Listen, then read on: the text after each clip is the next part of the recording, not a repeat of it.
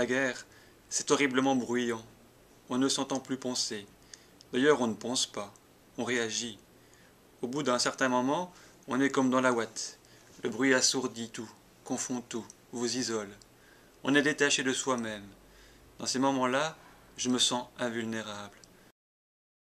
C'est facile à lire, il y a plein d'actions. L'écriture est très poétique.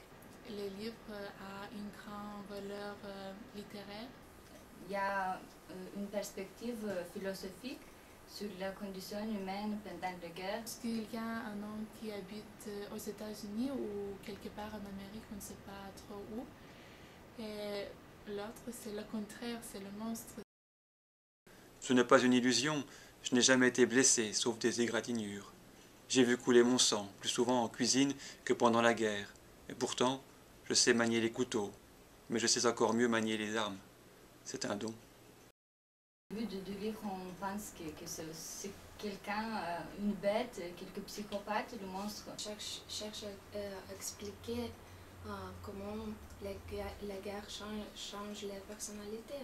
On ne peut pas juger juste comme ça, positif, négatif. On a les guerres en soi-même, pas seulement dans le monde entier. L'essentiel, c'est le fait de la guerre, qu'elle est terrible, elle transforme les gens en monstres. Ici, les choses se précipitent. La chronologie m'échappe, les souvenirs se chevauchent. Je ferme les yeux pour que les images se précisent. Je me souviens de la peur. J'avais peur. Pour ne pas avoir peur, il faut être mort. C'est très intéressant, la quête du soi-même.